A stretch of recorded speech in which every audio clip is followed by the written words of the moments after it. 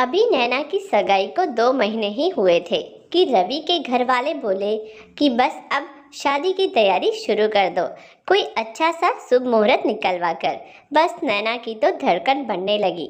अगले महीने का ही मुहूर्त निकला और नैना की शादी की तैयारियां शुरू हुई। ये रिश्ता नैना की बड़ी बुआ जी ने ही कराया था।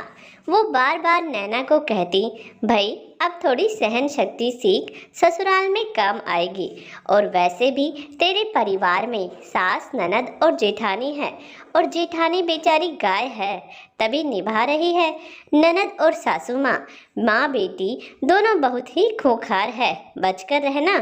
थोड़े दिन की बात है वैसे तो, ननद की शादी हुई और ननद तो चली जाएगी। सास को फिर तुम बहुएं ही दिखाई दोगी, तो तुम पर ही प्यार लौटाएगी।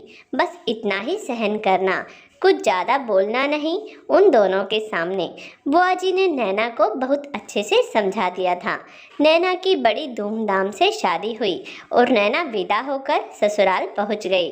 अभी तो शादी की रस्म चल ही रही थी। नैना बस सारे दिन चुपचाप बैठी रहती।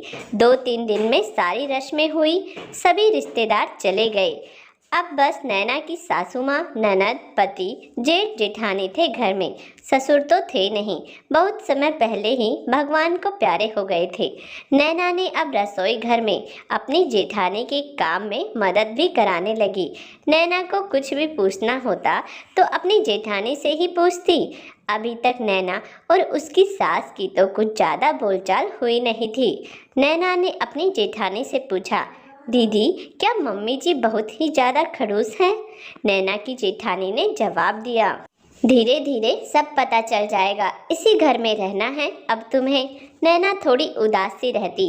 एक दिन नैना की सास रमा जी ने कहा कि तुम दोनों के काम में बंटवारा कर देती हूँ, कभी आगे जाकर अनबन हो तुम लोगों में। ननद ने तो पहले ही कह दिया कि मम्मी अब 2 भाभी आ गई है, मैं कोई काम नहीं करूँगी। अब से मैंने नई कोचिंग ज्वाइन की है, अब मैं पढ़ाई में ज़्यादा ध्यान दूंगी। इसीलिए रमा जी ने दोनों बहुओं को, एक को तो सुबह का नाश्ता और दूसरी को रात का खाना बनाने का काम दे दिया। बाकी झाड़ू पोछा के लिए बाई लगवा दी। नैना थोड़ी आश्चर्य से रमा जी को देख रही थी तो रमा जी ने पूछा, छोटी बहू क्या हुआ? तब नैना ने जवाब दिया, मम्मी जी सुबह का मैं और शाम को दीदी, तो दोपहर में यहाँ खाना नहीं बनेगा क्या? तब रमा जी ने हंसते हुए बोली कि किसने कहा खाना नहीं बनेगा, तब तो मैं बनाऊंगी। फिर नैना कहने लगी, आप क्यों बनाएंगी, हम लोग हैं ना।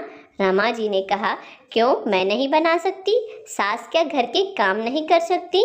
मेरा भी इस बहाने व्यायाम हो जाया करेगा और कोई ये ना कहे कि सास तो 2-2 बहू पे राज कर रही है, घर के काम तो करती नहीं। तब नैना रमा जी के गले लग गई। रमा जी थोड़ी कड़क होकर बोली, ये क्या था छोटी बहू?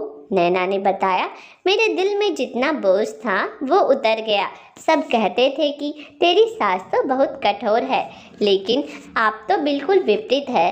रमा जी हंसने लगी और कहा, लेकिन मैं नियम की पक्की हूँ, मेरी रीति रिवाज में कोई गड़बड़ नहीं होने चाहिए। और इतने में जेठानी जी आ गई और उन्होंने कहा, तो क्या हुआ मम्मी जी, नियम तो टूटने के लिए ही होते हैं। और बड़ी बहू और रमा जी हंसने लगे।